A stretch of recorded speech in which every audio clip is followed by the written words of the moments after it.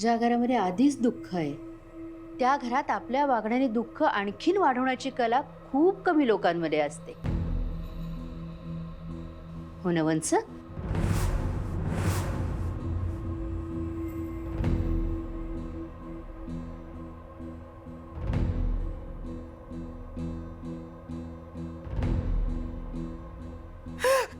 किती ग किती बोलते ही मला.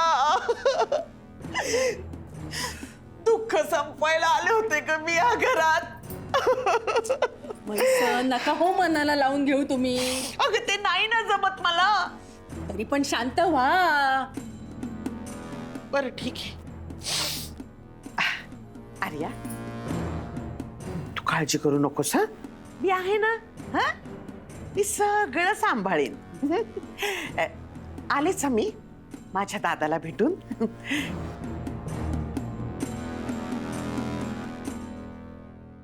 आजी आम्ही रोजंदारीनं काम करतो. 2 वेळेस खायला भेटावं म्हणून राब राब राबतो आम्ही. तरी चेहऱ्यावरचा हसू आणि आनंद कायम असत. तुमच्या श्रीमंतीत बंगल्या इमारतीत हे टिकून नाही राहणार आजी. हे बघ मुक्ता, तुझं काय ऐकायचं नाही. तू लवकर घरी ये बघू. अगं आई जगदंबा, तुझी भेट घ्यायला खूप आतुर झाली आहे ग. वाट बघतीये तुझी ती. आजी तुम्ही मला इतका मान का देताय मला खरंच कळत नाहीये. मी लय छोटी आहे हो. अगं मुक्ता, छोट मोठं हे पैशाने ठरत नसतं ग, ते त्याच्या गुणाने ठरतं. नाहीतर मला सांग, प्रत्येक श्रीमंत माणसाचं मंदिर नसतं का बनलं? आता त्या करोडपतीची आर्या ना तिला संस्कार आहेत ना शिस्त आहे. कसं बोलावं कसं वागावं काय बी कळत नाही. अगं त्या वैजंतीला छळ छळ छळ छळलंय तिनं. जीव नकोसा करून टाकलाय तिचा. हे समज आईच्या मर्जीनच चाललंय. नाही तर मला सांग, तुम्हाला पैशाची गरज काय पडावी?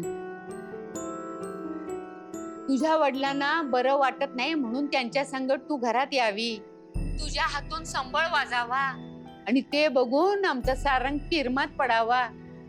हे समज देवी आईनं ठरवून केलंय.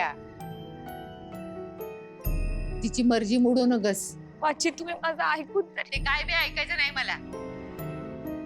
तुझ्या पायगुणानं या घराचं नशीब बदलणार आहे. तू प्रत्यक्ष लक्ष्मीचं रूप आहेस. त्या लक्ष्मीच्या घर प्रवेशाच्या तयारीला लागले मी. ते किंतु परंतु सोडायचं आणि गप घरी यायचं. ठेवते मी फोन.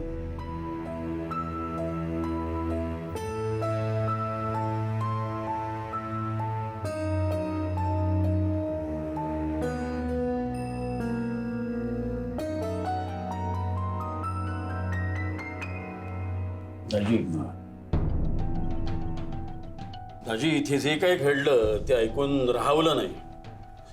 अगदी सगळी कामं बाजूला ठेवून मी इथे निघून आलो. खरं तर अशा वेळेला आपल्या माणसांची गरज असते.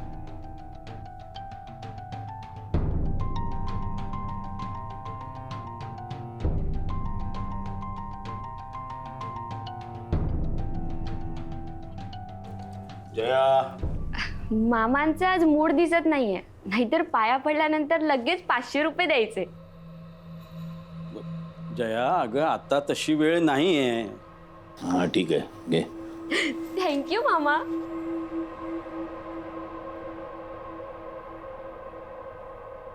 तुम्हाला काहीतरी महत्वाचं बोलायचं आहे ना? हो हो, तू हो हो हो, मी तेच सांगते. तुम्ही जा ना बाहेर, काहीच प्रॉब्लेम नाही. हा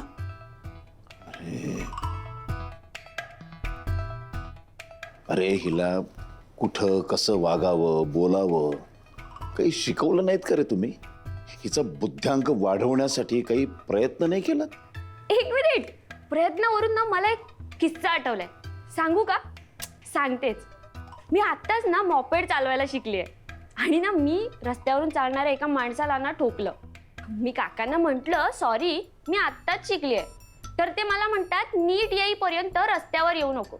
मी पण म्हटलं काकांना, ते काय म्हणतात ना ते प्रयत्नांनी परमेश्वर. तर ते काय म्हणतात माहितीये मला? ते म्हणतात तुझ्या प्रयत्नांनी ना माझी आणि परमेश्वराची भेट झाली असती.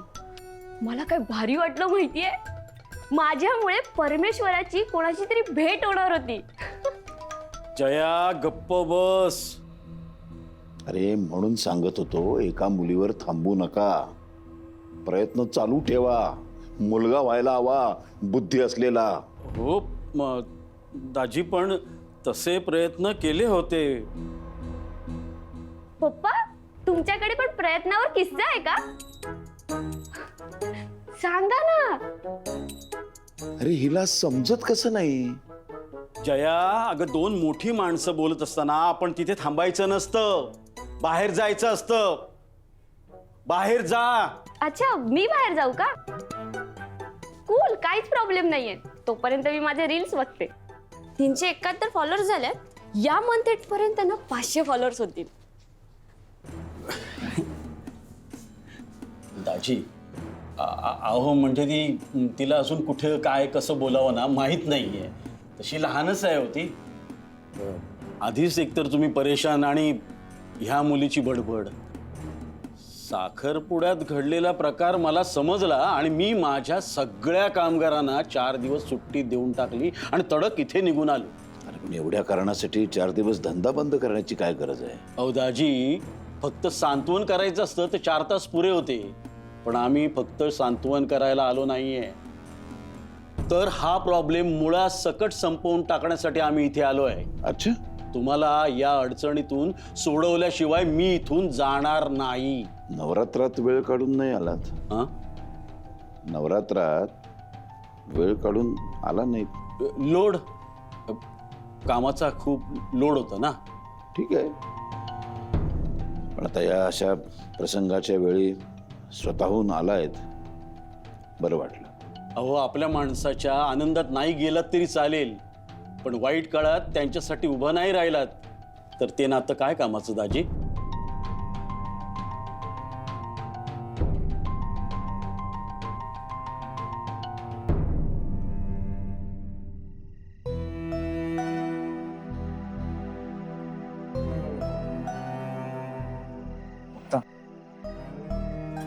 फोन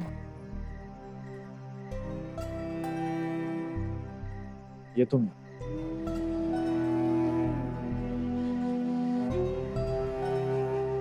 आजी, तुम्ही म्हणते ते अजिबात खरं नाहीये. मी कोणत्या देवीचं रूप नाहीये.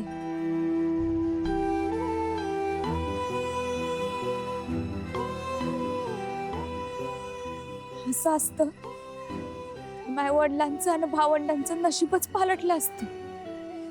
उलट माया पायगुणामुळे. तुझा दोष असो किंवा नसो, तू जिथं पाय टाकतेस तिथं काहीतरी वाईट घडणार म्हणजे घडणार.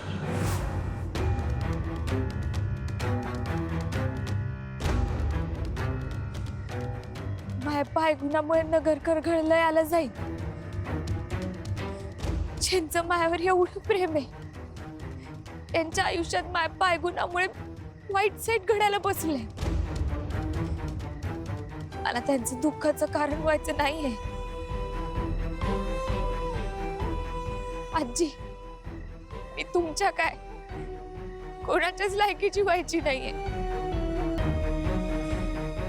मी नाही येणार तुमच्या घरी. तुम्ही नका वाट पाहू.